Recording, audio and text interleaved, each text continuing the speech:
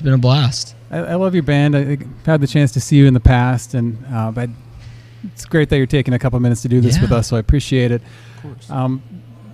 Thinking back to your first Mile of Music, how have things changed since the first time you've been in Appleton? It seems like the band's bigger. I think the first time I saw you, you were a three-piece, right? Yeah, and it was only me. I was the only one here out of this lineup, so we had a different bass player and drummer with us then. But, yeah, I mean, that's obviously the biggest change is that we're a five-piece now, and it's like the right lineup and everything. But it seems like the festival has grown a lot, too, even since then. I think that was 2017 or 18. That sounds about right. And, I mean, just the two shows that we played yesterday were, like, really good crowds, and everybody, you know. It seemed like there were a lot more people coming to check it out and stick around, you know. When you increased size to five members, were you guys fans of the band before you were a member of the band? Like you knew of Carver Commodore? Yeah. I think we were just generally fans of each other as people, and we all played in kind of some different bands, and then it was just inevitable that eventually we'd all find each other and be what we've become now. So well, that's great. And as far as the sound, has it changed the sound dramatically from? Yeah, for sure. And Phil and Noah were both in the band back then. They just couldn't.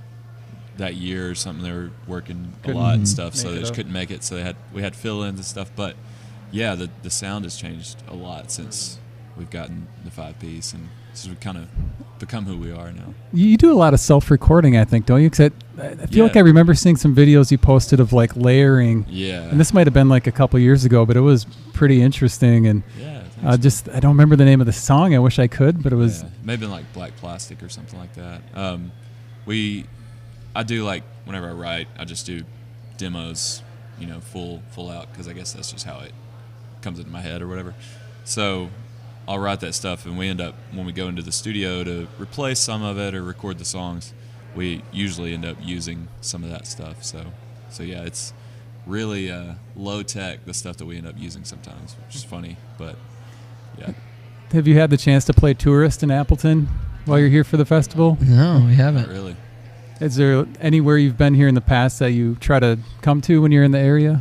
No, I mean, the only time I've been to Appleton was to play Mile of Music last time and now this time. So yeah, we're definitely figuring out. Like, we went to Cleo's last night, and we just loved it. It was so much fun. We got to hang out with some friends of ours from some other bands, stay outside, and the Brother Moses guys, and it was a blast, and it was a cool little...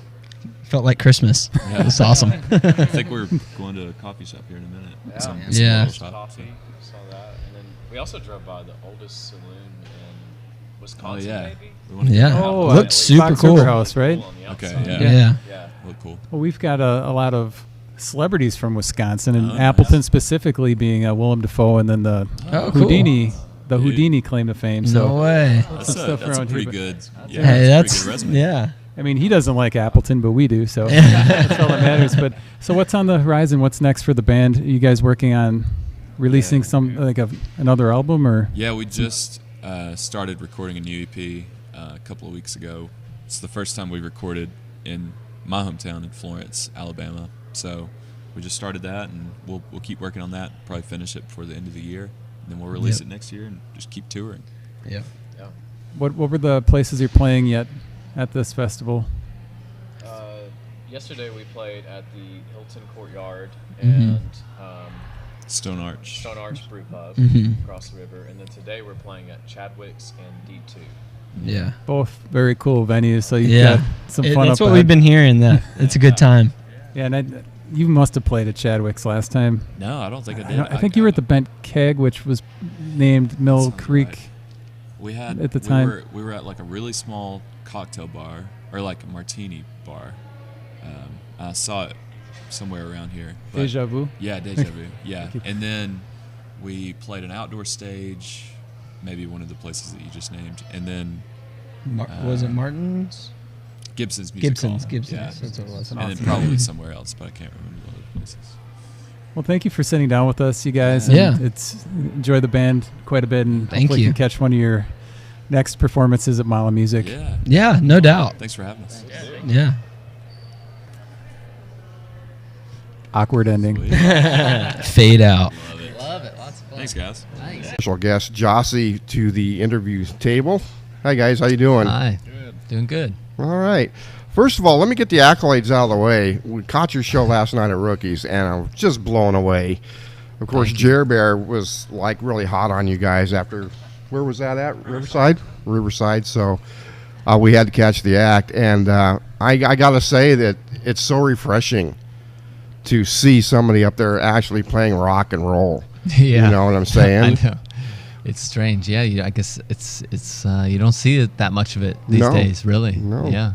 What are your influences? Like, I noticed, I was almost thinking of Martha Hoople, kind of. Oh, I love Martha Hoople, yeah.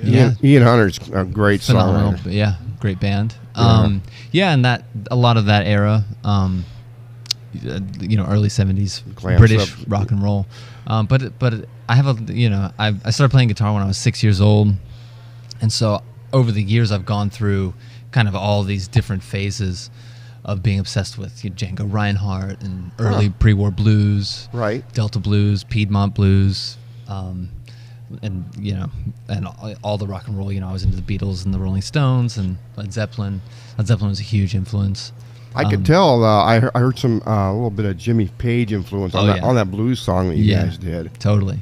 That's But from a writing perspective and as a concept, definitely super influenced by David Bowie and Mark Bolan and that glam rock and roll. Yeah, the theatrical element is Yeah. Are you theatrically trained in anything, or does that just come naturally? Well, one of my dearest friends is I guess you would call him a variety performer, but he was a trained mime. So he studied mime, and he has a show that he's toured all over the world doing his whole life. That's been his career as a variety performer. And it's like physical comedy, he rides a horse. It looks like he's riding a horse, and he's got like little legs that he straps on. But it's a whole show. He's brilliant. It's hilariously funny, but it's all physical comedy. And so we've been friends since I was like 6 years old, and he's kind of mentored me, and he taught me to juggle. We've done shows together. So that theatrical element is something that's been immersed in my whole life, and I've always wanted to use elements of that in rock and roll because I think it just it elevates everything. Everything works together to create more of a complete world that people can get immersed in a show. So. It does, and it makes the focus to the stage more intense. I mean, it's just you block everything out when I'm watching you guys play. You're from Nashville, is that correct? We live there. Yeah, you live there. Is there a big rock scene there? Because I look at it as a country haven. Yeah, I mean, there is a rock scene. We're still we're still pretty different. I feel like for any of the bands there. Yeah, we definitely kind of stand out a little bit. Yeah. But there is a really, that was the reason I moved to Nashville was when I went to a studio session there in 2013, and it was just it was like a community of people playing like blues and rock and roll, and like everybody was hungry and inspiring each other and challenging each other, and there's a great scene there. How long has this current incarnation of the band been together? Well, really not the exact lineup, not long, only like a couple months, really, with Ricky playing guitar. But really this core group, Cole's been with me the longest since 2018. But Sam, the drummer, came on in 2019. And like once Sam really is a key, like once he came on, it like the group just like leveled way up. And we had a different guitar player who still sometimes plays with us, but he's moved out of Nashville recently. So now we've got So we've got Ricky Dover, who has been a longtime friend of mine, amazing, and he's played on a lot of the records actually. He's got that very British aura about him. Yeah, he really does. He has done his homework. And this madman here playing bass and keyboards at the same time. Yeah. It's pretty amazing. Oh yeah. Secret weapon. Secret weapon. Well, how did you hook up with Mile of Music? How did that happen? They reached out to me a while ago. I'm trying to think when it was. Probably maybe February, March, something like that. Mm-hmm. And just kind of out of the blue and made an offer, and this this particular time was wide open, and we wanted to tour around this time anyway. And I was already planning, doing something. And so, once we locked this in, then we toured up here, and we're touring back to Nashville later this week. Yeah, we're playing Indianapolis, Chicago, Cincinnati. So, how do you feel about the mile so far? Man, we felt so welcome. It's so well run. Yeah, it's been really great. Yeah, we weren't sure really what to expect. No, and we were talking about it at breakfast or lunch, whatever time it is. Time's kind of stopped making any sort of sense to me here. We're just moving. But I've been trying to figure out how to describe this place to people who aren't here. And I called my buddy earlier, and he made it very clear to me. It is much like the Olympic Village, in that you've got this central location with where all of the activities taking place. People kind of separate out, do their individual events. You come back, you've got there's a communal aspect to it. It's really cool. And you can just tell. I mean, the way it's run, you can tell that this is they have integrated this festival into a part of their the city of Appleton's incorporated it into their economic infrastructure. Right. Totally. You know what Huge I mean? part, They invest heavily in it, and it shows. We're having a great experience. I think our population doubles in size during these 4 days. What is the population? Do you know? 77,000. Okay. Yeah. Because this place reminds me a lot of my hometown, which is Tullahoma, Tennessee. It's only got 25, 30,000 people, so it's very much my town, but about twice as big. Well, they take care of the artist here, and I really respect do. that. Yeah.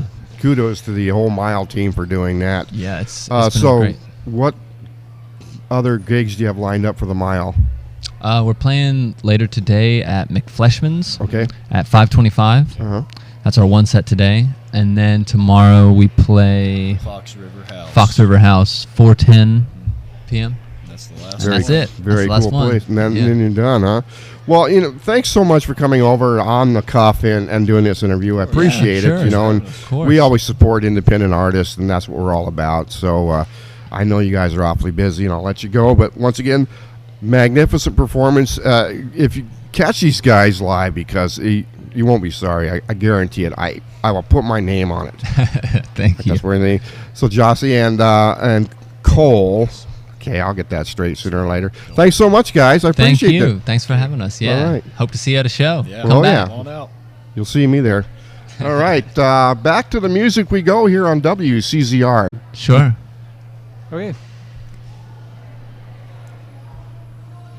Welcome back to WCZR Fox Cities Core, joined by Brett Newski. Brett, how you doing? Hello, McNamara. Thanks for hosting. Thank you. You're a multi-time Mile of Music alumni. Yeah. We've had a long string of very weird luck here. Multiple rainout shows last year.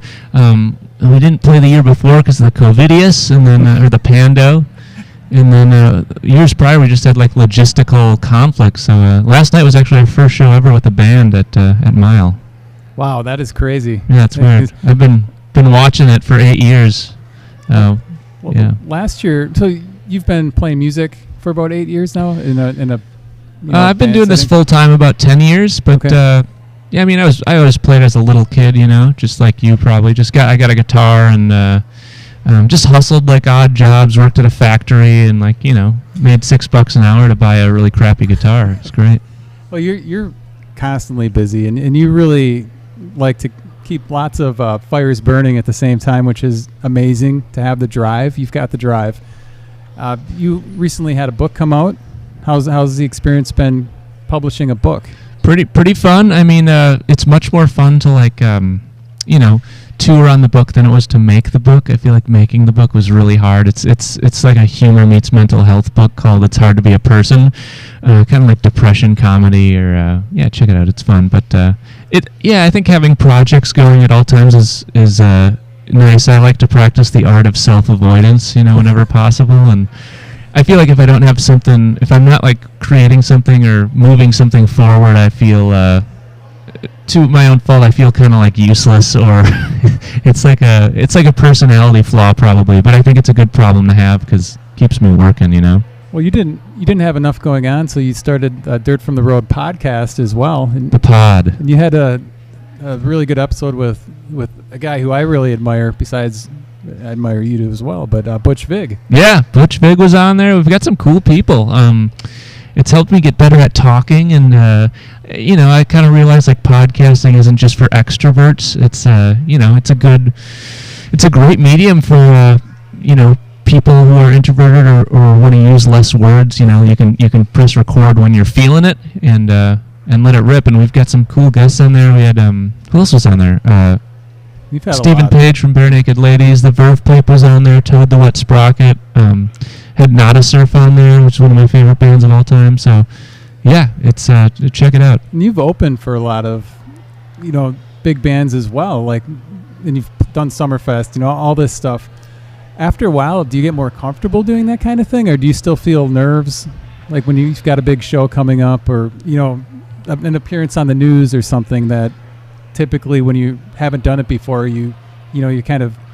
That's a pretty good question. The only show I ever get nervous for is Summerfest every year, and that's because the load-in is so tough, and you don't get a sound check. I think when you don't get a sound check, that's pretty scary, because there's more that can go wrong, or sometimes the engineer doesn't know how to hook in an in-ear monitor rig, and they have a panic attack, and you can see the beads of sweat dripping off their forehead and their veins popping out of their forehead, and you're like, oh my god.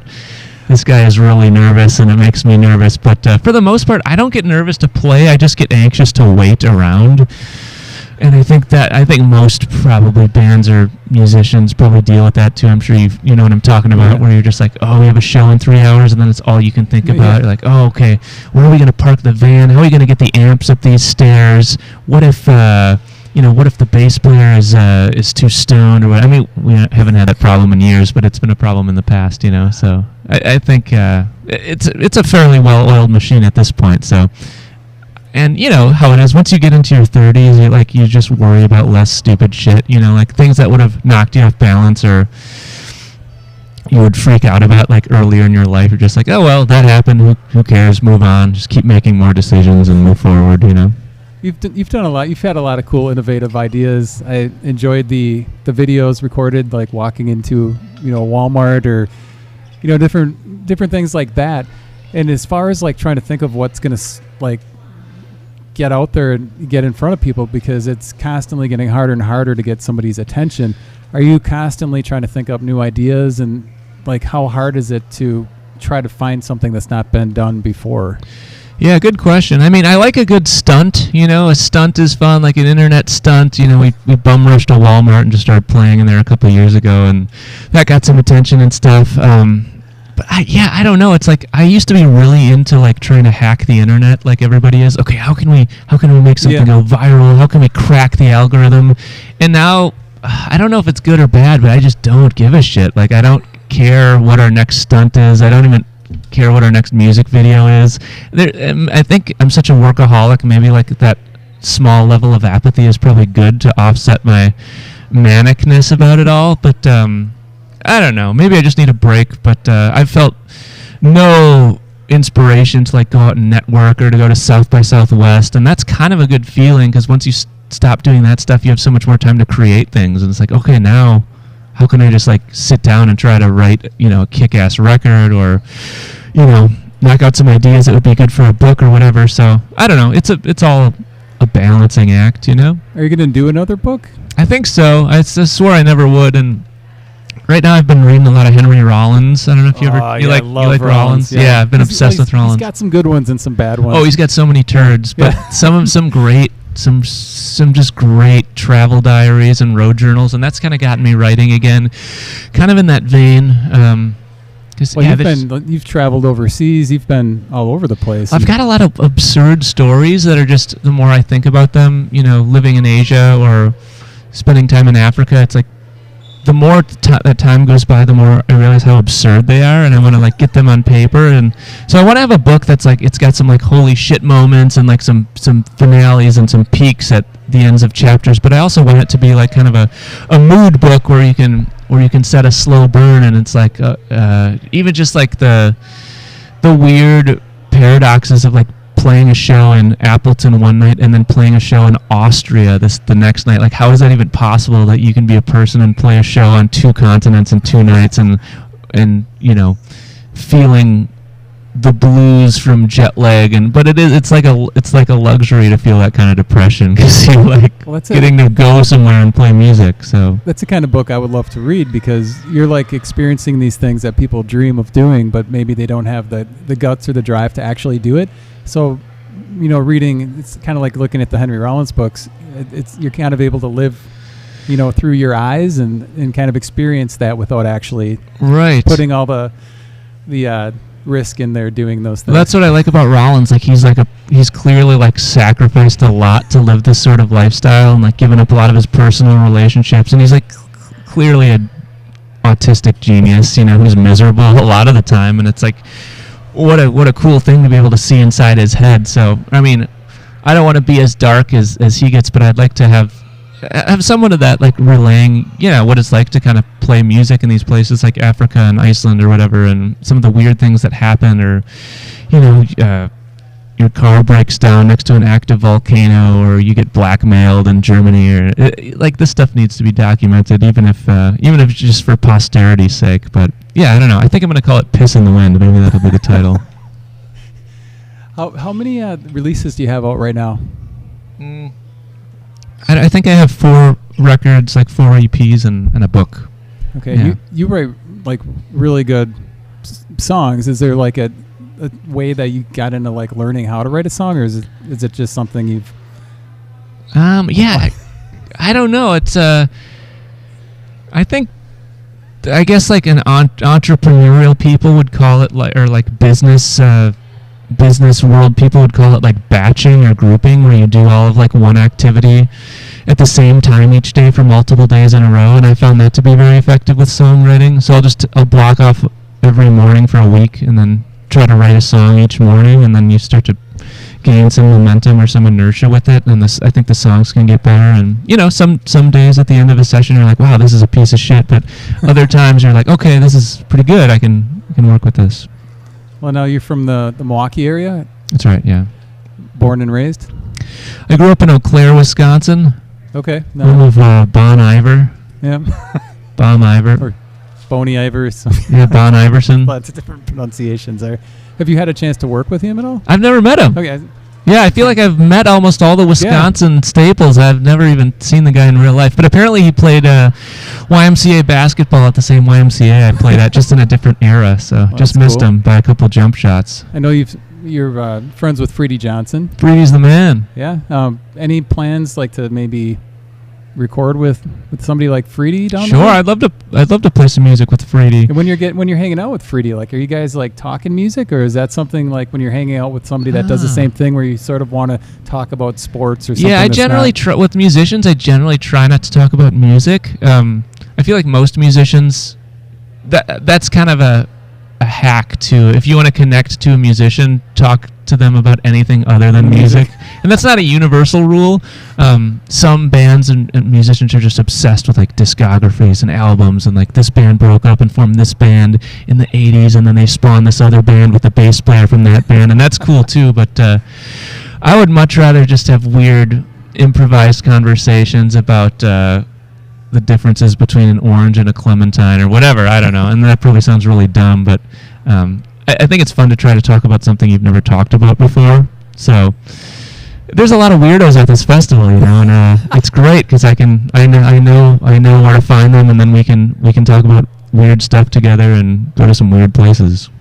Well, one thing I like about you is that, like, even you're eating today, you ate up in the Music Maker Lounge instead of the Artist Lounge, so you're amongst the people that actually support the festival. Well, that putting yourself. I hope that didn't look like an ego move, but all the tables were full. That's a reverse ego. Oh, okay, move, okay, cool. Meaning instead of hiding away, you're like out where like people that actually support the festival can find you. Oh, see, I didn't even know that. I didn't even talk to anyone up there. I just ate their food like an asshole. At the festival, do you find yourself like going to see other shows, or you just want to sort of get in the zone for what you have to do?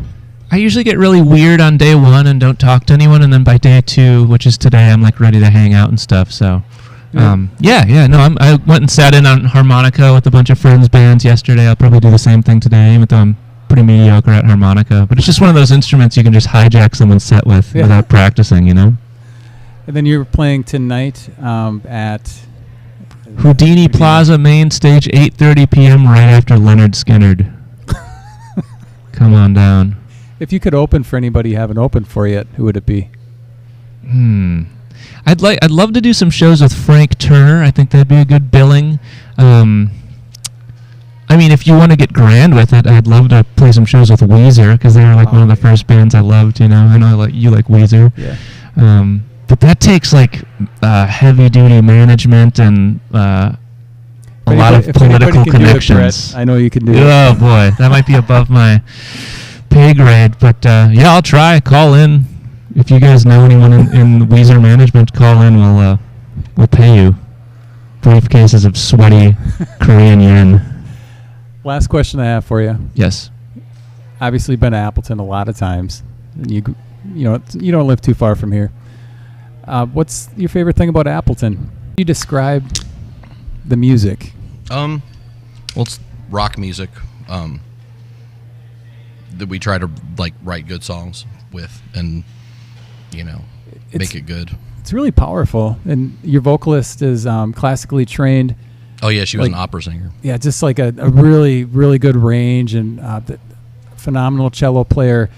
Yeah, and she plays cello in our band. There's not a guitar player or bass player, so I think that throws people off sometimes. I think of us as fairly traditional, but I guess the instrumentation and the sort of it's definitely range. Like if you're walking past and you're not familiar with a band prior, it draws your attention and she plays with she's got a really cool sort of like a hollow cello.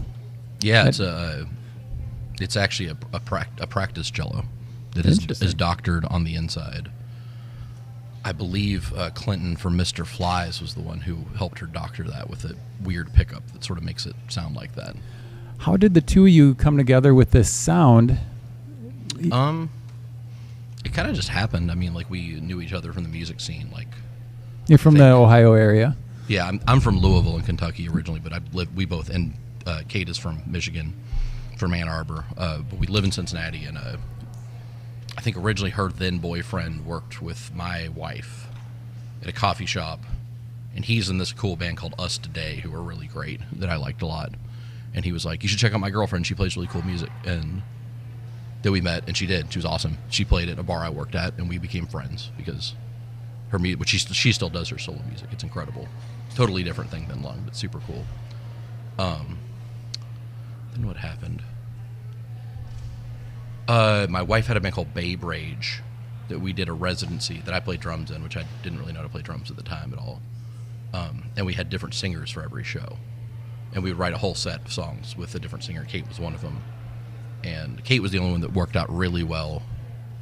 And we actually, for a minute, were like, well, we should just have Kate be in the band, And we actually did a recording session with Kate that turned out really good. But then the band broke up for other reasons. And that album never came out, never really came to anything. But then Kate was like, well, do you want to play drums on my solo stuff? Which I was kind of like, if you ever hear solo stuff, it's like it's already done. It doesn't need a drummer. It's perfect as it is. But I was kind of like, well, we should play together, And so I think we tried 10 minutes of me playing on her solo material, and then instantly wrote I think in one practice session wrote 4 songs. And it was a totally different kind of vibe. It was more rockin'. So, and then we just kind of kept doing it. It's really, when you guys played last year at Mile Music, a lot of people were talking about how Lung was on their can't miss list. Was the experience different from what you've experienced at different festivals at Mile, or were there things that seemed kind of similar? No, Mile is completely different than every other festival, and it was completely different not just because Mile itself is completely different in that it's a very specific user-oriented artist-oriented experience where everything's laid out together in a way that's you have to exert yourself a little bit to see lots of stuff, but it's very rewarding. If you just walk down the street, you're going to be rewarded with. You don't have to. You have to put yourself out there, but you're not going out of your way for it. All these establishments are friendly and open, and everybody. It's both audience oriented and musician oriented. At least to me, that's my perception of it. But also, it was the first show we played after the pandemic. So it was insane. It was like we went from like being inside of our houses to this. And it was kind of like, falling down an elevator shaft and landing in a pool full of mermaids kind of thing. Where it's like, this is amazing. This is so good. So it was like not just good on its own terms. It was like amazing because it was the first thing after nothing. So emotionally, it was both good as it is because Mile of Music is totally unique and amazing in terms of how it works. But also because, Well, Lung is a band that tours quite extensively as well. I mean, and you're doing all the bookings for the set that up. I book everything. It's got to be a ton of work. I mean, maybe. Did your prior experience in Foxy Shazam help with any of that as far as connections or people that you might have met? I have probably used a connection I made in Foxy Shazam for long. Like, literally, I can count on one hand the amount of times it happened. And pretty much every time it kind of wasn't really applicable. Like, it was kind of, because they're so different. Mm-hmm. Like, people who like Foxy are kind of like, okay, this is fine, but they don't love it. And people who like Lung are like, oh, you were in that other band. That's cool. But it's like, it kind of doesn't. It's weird because they're both rock bands, but they're kind of like. You're right. The styles are definitely different. But what I like about Lung, though, is it's got it's almost sort of a I don't want to use the word like creepy undertone, but like it's got or sinister even, but it's got like a darker sort of undertone to the music, whereas Foxy Shazam it seemed more of celebrating kind of partyish kind of thing. It's weird you say that because to me part of the problem with Foxy is Foxy did have dark undertones that people generally didn't pick up on. Whereas I can see some of that. Right.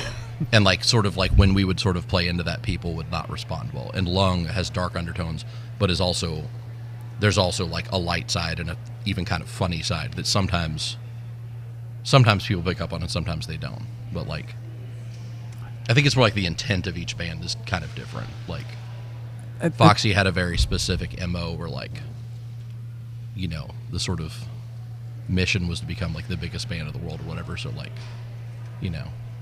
that can, whereas Lung, it's like, we're doing this because we want to do it. There's no other reason. Like I'm not really concerned about, You guys did a video. Super famous. Lung did a video a year ago. Having trouble remembering the title. I think it started with a P. You guys are in a diner, or Kate's in a diner. It's called I'm Nervous. I'm Nervous, that's it. Mm-hmm. No P in that at all. No, there's no P. So when you guys did that video, was that a video that you guys did yourself, or did somebody help you with that? Rochelle did, our artist and TM, and my wife, the aforementioned Babe Rage member. She and Kate directed that whole thing. That's actually Kate's job. Interesting. So that is an example of our humor that sometimes people get it, sometimes they don't. I love that song. And thank you. It's I think like you've got a couple discs here. You've done vinyl a couple times. Mm-hmm. How do you feel about CDs nowadays? Do you feel it's still worth making CDs? Oh yeah. Are you selling more vinyl than CDs, or about equal after a show? It's kind of all over the place. Like sometimes people buy both. Like, 'cause I think there's a real narrow sliver of people who are like 30 to 40 who like me, who they kind of came of age. Like first it was vinyl, then it was cassettes, and then it was CDs. Like if you came online like from like 1985 to 1995, then you kind of got all of them. Right. I just hit the mic. I'm sorry. That's good. So there's not really as much of a preference. Right. Like I am seeing a thing where some younger people are kind of like really into CDs now, which is cool. There's a certain kind of person who really likes cassettes, and like I just think they're all cool. Like it's all kind of like fun, Affirma in different ways, and they all sound kind of different too, and you can play them in different places. Like so we tend to keep all of them on hand where possible, as money permits. You are going to be doing a lot more shows after Mile. How many? Like this is part of a tour you're on right now, isn't it? No, we just came up for this. Oh, this is it, and then you're going back home. Yep. Interesting. Literally have to be at work on Monday morning. We just love Mile. Is there anything else about Appleton that stands out besides the festival when you and Kate are in town? It's really pretty. It's really like there's good food. People are nice. I like the seagulls. I'm trying to think. It's good to walk around. The air is fresh. Everything about it stands out. I just love it. It's a nice place. If somebody's interested in finding out more about Lung, is there a spot that they should go to? Is there a website address you can give us? Yeah, lungtheband.com. And I think there's like, Bandcamps and Spotify's and whatnot as well, but I don't know them. I think the Bandcamp is lung.bandcamp.com. Oh yeah, I want to ask about that too, because lung is such a common word. Is it hard to like it? The first time I was trying to find information on the band, you type in lung and everything comes up: lung disease, lung this, lung that. How did you guys settle on the name Lung? And did you kind of do the thinking and the well, maybe it's such a common word that it could kind of get shuffled in there? Well, this relates to a fun Foxy Shazam story that a lot of people don't know, where at a certain point in the band, without asking, the singer of that band decided that the band's name should be changed to just Foxy. And this caused a row for reasons. And part of the argument there was that it's one word and it's too common, and it's kind of he had his own set of arguments and the rest of us had our set of arguments. It didn't happen, obviously, but part of the argument is that it wouldn't have been as distinct, right, as one 4-letter word. Lung, we just agreed on it, and we actually were going to be Lungs, but there is a band from Minneapolis that I like that I figured there was. I'll just be blunt. I figured they would have broken up by now, so I was like, we can steal this name and it's fine. But they're still around and they're great. So we didn't, but it just fit. But it also wasn't there wasn't a huge concern of right. Oh no, because there were other bands called Lung. It's not really It almost seems like private to just us, but it's fine. It doesn't matter. It's if you want to find it, you'll figure it out. You guys did some stuff with Romanus Records. Yes, we did. Was it a split you did with? Or did you guys do a split with Brother Oh Brother, or was it? No, we did a split with the band Skirt. Skirt, that's it. We're from Dayton, Ohio. And I think that's mostly sold out. We have a few stragglers in our collection. I think we have 3 copies here at Mild of Music, and that's all we have. This is a fun time to announce this. We're actually doing another record with Romanus called Let It Be Gone that I'm holding right here that no one knows about yet because... Do you have time? This is a crazy story. Yeah, oh yeah. So this record was recorded in May of 2019, and in between tours. All these songs were written on tour. We recorded it in between tours. Finalized it in winter of 2020. And we had a couple friends at bigger record labels who were like, hey, can we show this to Merge or whoever? Let's say it was Merge. I'm not saying it is Merge, but let's say it was. People were like, oh, this is a cool record. Yeah, let us think about it. And then the pandemic happened, and then we heard nothing for, a year or whatever. Then a friend who works in movies was like, hey, do you have any unreleased music? And we're like, yeah, we have a whole record. He's like, cool, send it over. There's a horror movie that has not come out yet, but they were like, hey, they love one of the songs in here. They want to put it on the soundtrack. And we're like, that's cool. And but they asked, can you hold off releasing the record until the movie comes out? And we're like, okay. I think we can try that. So we put out this record first, which was recorded during the pandemic. Come Clean right now. We wait for over a year. Finally, the movie is kind of yeah, we don't really know when it's going to happen. You can just go ahead and put it out. But it took forever for that to get cleared. The movie still will come out. It's called Amp House. And it's still going to have Lung music on it? It will. Awesome. It's just a matter of I think it's kind of, I don't know if you're allowed to say development hell. Is that a thing you can say? I think you can say that. It's like recession. It's you're not supposed to say recession or depression. Right. I think it's kind of held up by some development issues, but it's a cool movie though. I mean, I'm excited about it. But yeah, now the album is going to come out in a month, and no one knows because we haven't announced it yet. But now I'm announcing it, so here we are. How often do you and Kate work on songwriting? And I guess you probably don't have to practice because you're playing shows, which... Oh, we still practice. We practice every day. Every day. Mm-hmm. We practice usually... I work at nights usually, and Kate works in the morning, so we usually practice noon to 5 or 6 if we can. Well, and you played bass in Foxy Shazam, and he said, enjoy you balancing the bass on your was it your chin or I don't remember, or your Those are my teeth. teeth? Yeah, I mean that you never lost a tooth or had any. Well, thanks to Mile of Music, I actually saw a dentist yesterday. Nice. They were like, your teeth have stains, but you have no cavities. That's good news. It's always like that. So somehow I held a bass in my teeth every night for You did that hundreds and hundreds of at times. least, yeah.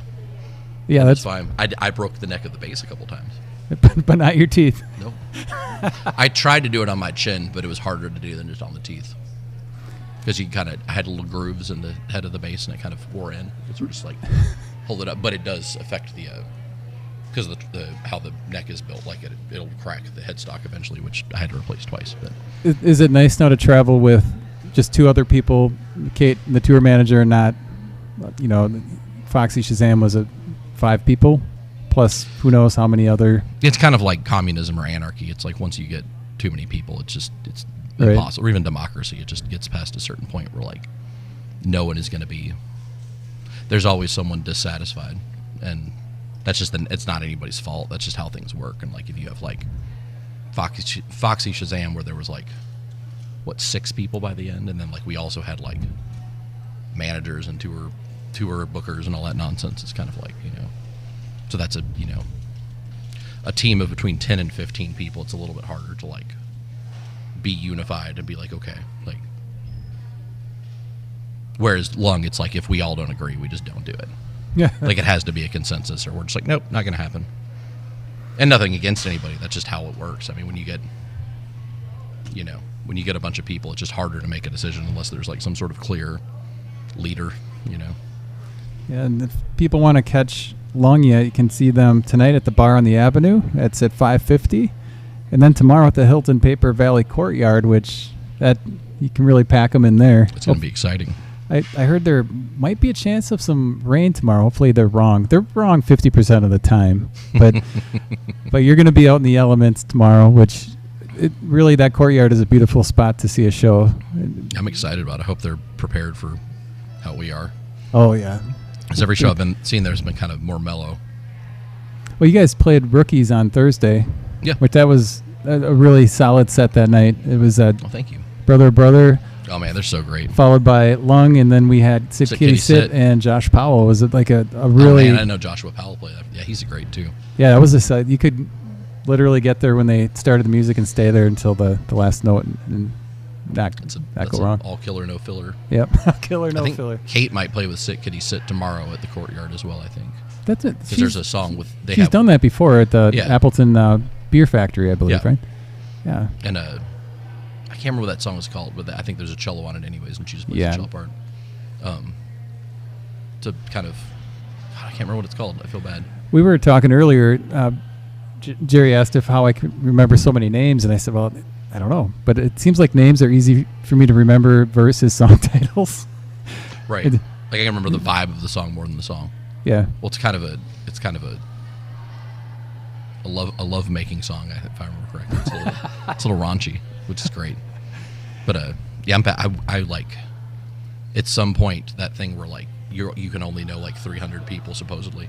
Like I hit that point a long time ago, so I'll just like it takes a long time. Like I'm bad about it, but I try to remember people. Well, Daisy, I want to thank you for sitting down. This is probably the longest interview we did so far, which doesn't bother me. I didn't talk too long, did I? I've been, waiting to talk, be able to sit down and talk with you for a while. So I appreciate you taking the time. I always love it when you come to Appleton, even, when it's not Mile of Music, and love the band. So thank you very much for talking to Code Zero Radio. Of course, we love you guys too. We'll always come back to Appleton, unless we're banned permanently for some legal reason. Oh, yeah, you've been listening to Code Zero Radio. Oh, yeah, what's this? What is this? This is my kid.